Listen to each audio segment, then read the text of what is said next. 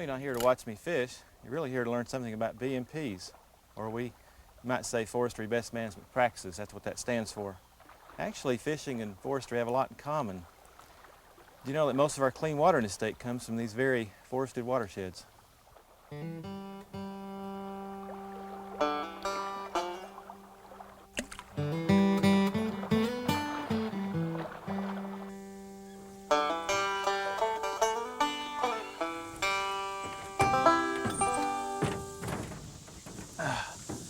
You know, I'm awful at fishing. I don't believe I could catch a cold out there. But at least it's mine to enjoy. You know, as landowners, forest managers, and loggers, it's our responsibility to protect this water quality and prevent soil erosion.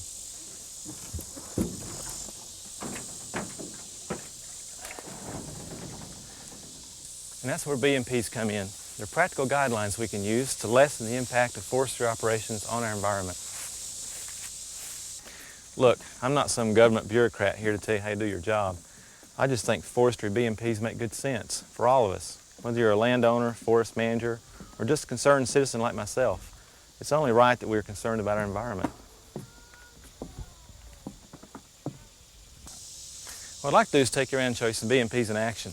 I'd like to show you how low cost and applicable they are to all forestry operations, including the design, construction, and maintenance of forest roads, to stream management zones, harvest sites, site preparation areas for new forest, and then who knows, maybe we'll do some more fishing. You know, it's awfully important that we take care of one of the most important sources of clean water, our forest.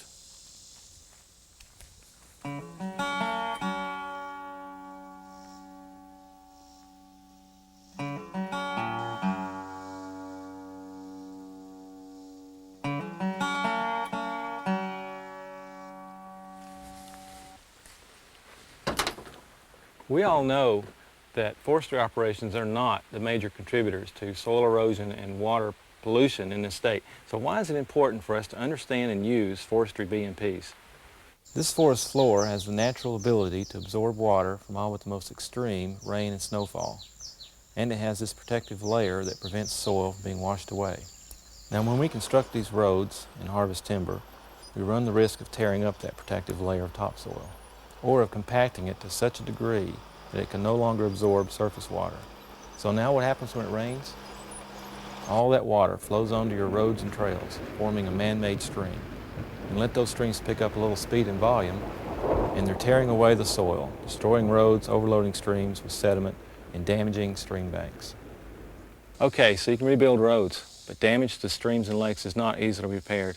By far, the most serious problem caused from forestry operations is sediment finding its way into lakes and streams. There it kills aquatic life and fish. It's a type of pollution we call non-point source pollution. That means it comes from sources that are not easily traceable.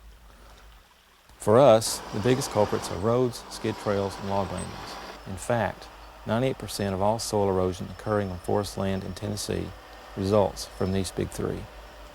Now, in most instances, eroded soil from logging activities flows harmlessly into the nearby forest and is absorbed. The real problem occurs when we harvest timber or build roads too close to streams, and the sediment washes directly into them. Well, it seems I keep bringing the conversation back around to fishing, doesn't it? Fact is, we can have our logging and our fishing too. All forest activities can be done with little or no effect to our forested watersheds, as long as we follow our BMPs. Let's get to work.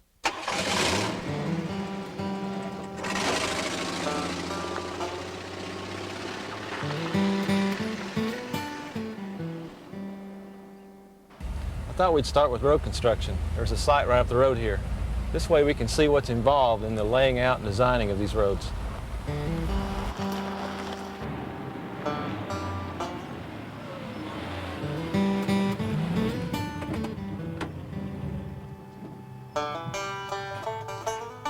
Hi. Hey. Thought we'd come out and take a look. Well, great. See how the work's going. Good. It's going real good. I think we're going to finish in plenty of time for the logging operation. Yeah. Should work out real good. Give it time to settle, Yeah. the road to settle. So looks real good. I think it'll work. Great, great. It's a real good location. The location is probably the most important part of building any road, though. It's where you put it.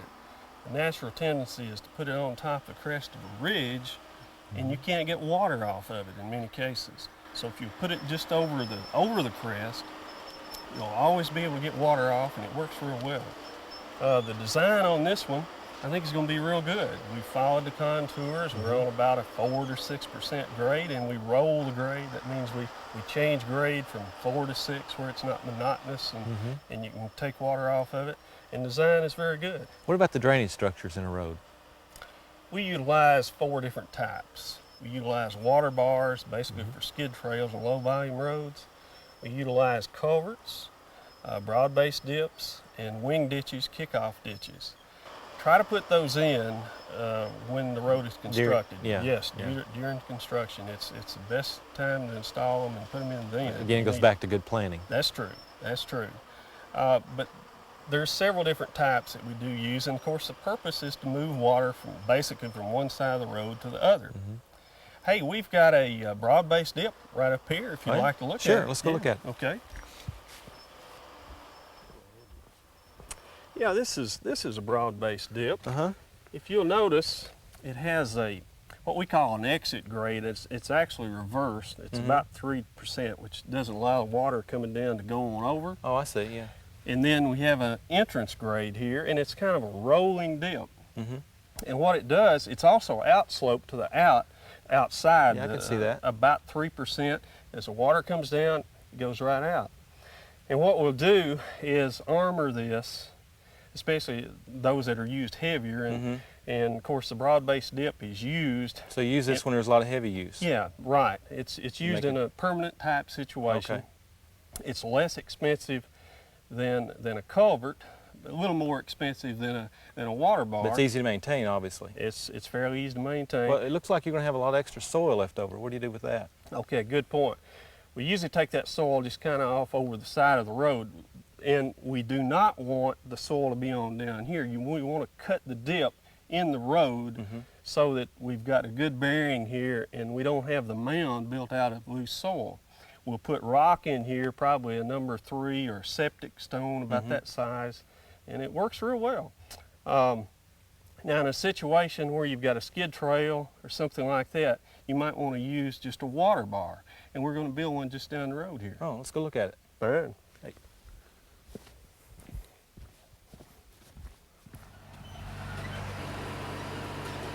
Tell me about this water system. This is a water bar. It's usually 6 to 8 inches, maybe even as much as a foot deep. It's a less expensive type. We use it on skid trails less times after putting it to bed. Put it to bed, so to speak. That's it after we finish with the road. It does a good job in moving water from one side of the road to the other. If you're on a heavier volume road, you might go to a culvert, and sometimes that's needed. So are these difficult to maintain? They are fairly difficult to maintain, especially if you have traffic on it. Probably one of the better ones, especially if on a high traffic road, is culvert. We need to look at one. Okay. You want to look at one? Sure, okay, let's go. Let's do it.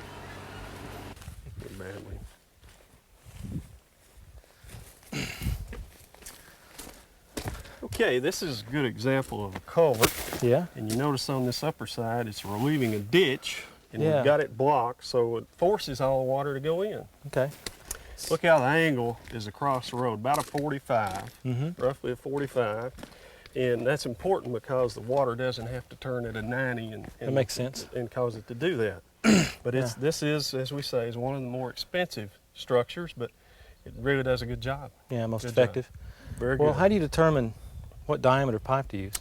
Good question, good question. There is a formula we call Talbot's formula in the BMP handbook. And there's 2 or 3 things considered. One of them being the drainage acreage above. Sure. You've got to determine how much drainage acreage there is. And then the type of soil and the slope. What kind of slope is above? Is it hilly? Is it level? Is it mountainous? What's it like? And then also the cover. What type of vegetation do you have on it? So all those things, and you can look, and it'll tell you exactly what size to put in. Okay. Works good. So it's obvious a lot of planning is necessary in all this. There's a heck of a lot of planning. There sure is. there's a lot more to harvesting timber than just cutting the trees, as you might tell. You know, the logging roads, everything, all requires planning. Sure Well, you know, does. I'd like to look at a logging operation. Sure, there's one right up the road.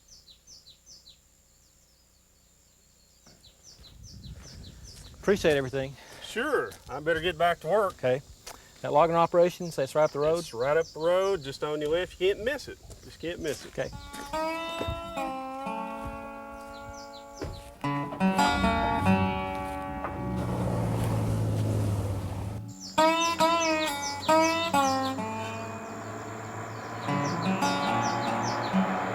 Okay, looks like I've missed it.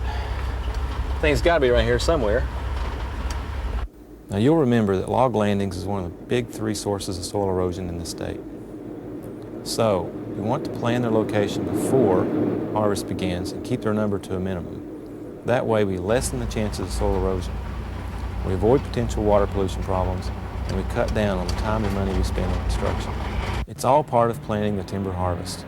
The rewards of planning are better timber production, better tree growth, and yes, better wildlife management.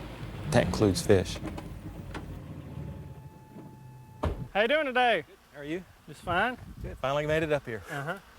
We just came from a road construction Yeah, site yeah. and kind of curious where all these roads and trails led to. Yeah, well, this is our logging operation. This is where once the timber is cut down, we skid the logs to this area and bunch them here at this landing right here. Why is this a good location for a log landing? Okay, the things you want to consider when you have a log landing, you want to first of all have it up on a high location. Try to get it as far away from drainages or streams as possible. Oh, so the erosion doesn't get to the streams. Right. Another thing is you want it sloped a little bit so it does drain some but does not stay wet. That way you can be able to log lumber. And another advantage of it being up on a high location is your skid trails are coming up to a high point instead of going down, being centrally located to a low point. Oh, And that way it disperses the water coming off the landing instead of collecting it in one place. So these trails I've seen are called skid trails. Yes, yes. Tell me about those. Okay, we have one right down here. We can go look at it a little closer if you want. Okay, let's go.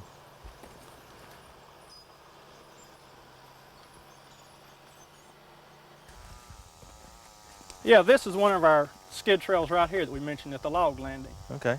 I noticed this water bar is awfully deep. Yeah, this skid trail has been closed. We're no longer going to be hauling any logs up the trail. So we put in good deep water bars. That way it drains the water off the skid trail real effectively.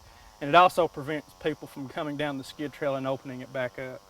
Things to consider when you're putting skid trails in are sort of like the road's location. You want the grade to be 20% or less. You want to follow the contour as much as possible, and it's all to get the water off the skid trail as quick as you can. What time of year is best for logging? Okay, probably the summer months are the best time of year to log, and the reason for that is because it's dry. Now, if you get a dry spell in any other time of the year and you can log without putting ruts in the road or compacting the soil, Compaction, yeah. that's the main thing. Once you rut your skid trails or compact the soil, you're going to lose control of the water. I can see that. And that's the big issue we're dealing with here. We're trying to control this water and get it off the skid trails as soon as possible, and that leads us to a very important aspect of BMPs, and that is an SMZ. What's an SMZ? That's a streamside management zone. We pay particular attention to whenever we have equipment close to streams. We have special considerations to make there. In fact, we have one down slope here. We can So go check sometimes it that's out. unavoidable, getting close to a stream. Right. We can show you the considerations we make in our streamside management zones right down here. if you'd Okay, like to. let's go.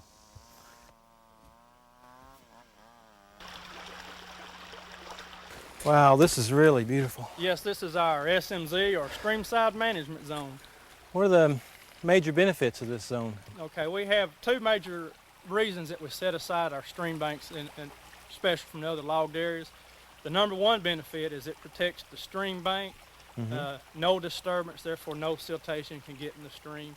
If you remember our water bars and skid trails up slope, we have the water running off, getting off of them as quick as possible. And this zone acts like a big filter strip and prevents the sediment As from long as getting it's down undisturbed, here. it really absorbs Keep it undisturbed. Right. A secondary benefit is this creek has the water temperature is relatively cool, and if we leave this canopy in shade over the creek, that water temperature is going to be maintained. It's not going to have a drastic rise in temperature, therefore the animals that live in this creek. The aquatic life and the Right, fish life. exactly. They'll be able to maintain life in the stream as well. Does any other wildlife benefit from this? Yes, definitely. If we leave some hickory trees or oak trees in this area, it's an additional source of food for wildlife. and they can also use it for corridors moving back from area to area. So any logging at all in this area? Well, you can do some very low intensive logging in the area. You can remove at least up to 50% of the canopy, no more, otherwise you're going to affect stream temperature. And any trees that you do cut down and take out of the area, it's a no equipment zone more or less. So you need to pull your cable out to the logs and winch them out of the Streamside management zone. This is a no equipment zone. Equipment's off limits here. Okay. Do you have any other questions about our Streamside management zone? Well, I hate to leave this beautiful spot, but I guess we need to get back. Okay, let's head back. Thanks.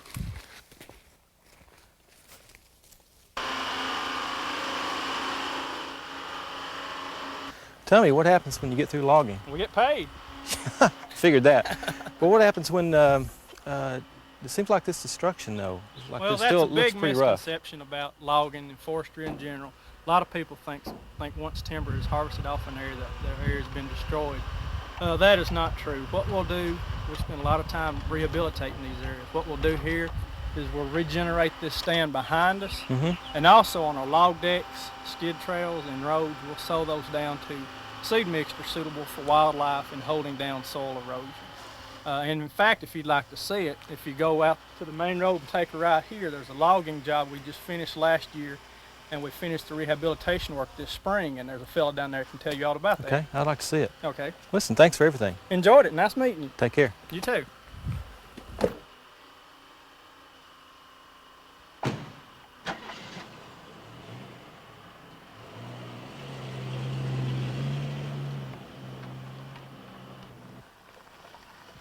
When we were up at the log landing, we were talking about the risk of soil compaction.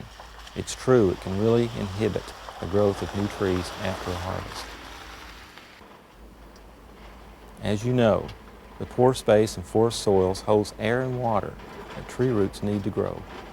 Now you can imagine what happens when you start packing down the soil with heavy equipment. You lose that drainage capacity.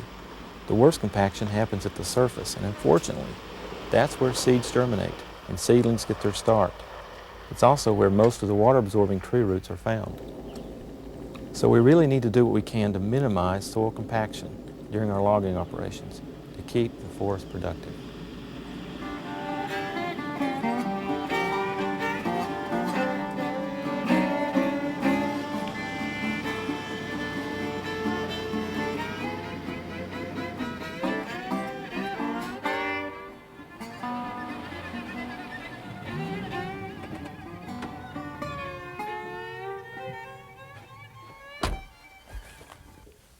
Well, I followed the logger's directions. I think we're here. Hello. Hey, didn't expect to see anyone here. Well, I thought I heard a truck drive up. Just came from a logging site, and I wanted to see an area that had been previously logged. Well, good. You came to the right place. All right. But how long ago was this logged? About a year ago. Yeah. And what all do you do to prepare this harvested area for regrowth? Okay. This area that you're looking at here was an area that was cut, and it will be primarily regenerated back to hardwoods. So what we did after this was harvested, loggers had pulled out, we came in and we slashed all this material down in order to let it break down. And then we came in, and of course, if this had been an area to be planted to pine, we would have come in and we would have done prescribed burning and all of that pine requires. But since we were regenerating hardwood, we pretty much just left it like it was. What all do you have to do to the soil itself, where it gets compacted from the heavy equipment? Well, these areas like we're standing here, this log landing we're here, and of course the road that you see here, we come in and we seed these areas down. And here we've got lespedeza, we've got white clover, we've got fescue, we've got a lot of different types of things. We like to sow a lot of things that are beneficial for wildlife. So indeed, this area actually becomes part of wildlife management. Yes, it sure is. In fact, these areas, these log landings, these skid trails become miniature food plots. Sure. Offer a lot of food to birds and other animals that would not necessarily have that food. That's true. These wildlife need openings, and also out in the forest you see a lot of young plants coming up, and deer will browse on those as well. Tell me, how long do you think it'll be before this area becomes a forest again? This area will take about for hardwoods we're looking about 80 years for a full rotation, and approximately. Pine 30 to 40 years. But in the meantime, average. it still is an area for wildlife to find food sources Right. and things like that. Right. The main point here is these areas are being managed. We hopefully maybe next couple of years, if you come back out here, you won't be able to walk down this road. There'll be so much vegetation and everything growing up. So these areas do recover very quickly. Yeah, that's good. It's good to hear that. A young forest will be here in no time. Well, it looks like we've come full circle. You know, we started with the planning and locating and building of roads, the harvesting of timber. We looked at good stream management zones. We've even now looked at ways of getting the land prepared for regrowth. And we've also looked at how best management practices, or BMPs, have safeguarded our water quality and preserved the productivity of the forest. There's only one thing left to do. What's that? I'm going fishing. Sounds good to me. Listen, thanks for everything. Well, thank Take care. you.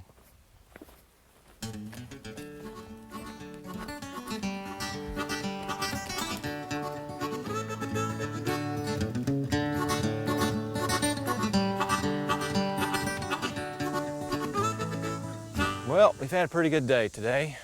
I hope by now you have a pretty good idea what BMPs are all about and how important it is that we follow these guidelines so that we protect our environment.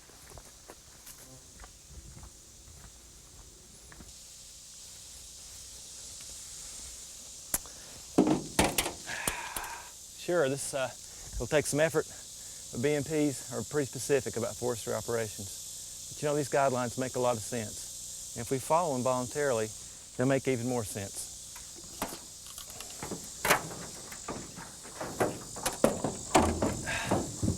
You know, if we do a good job now, the rewards will be there. Better harvesting, better environment, who knows, maybe even a better catch.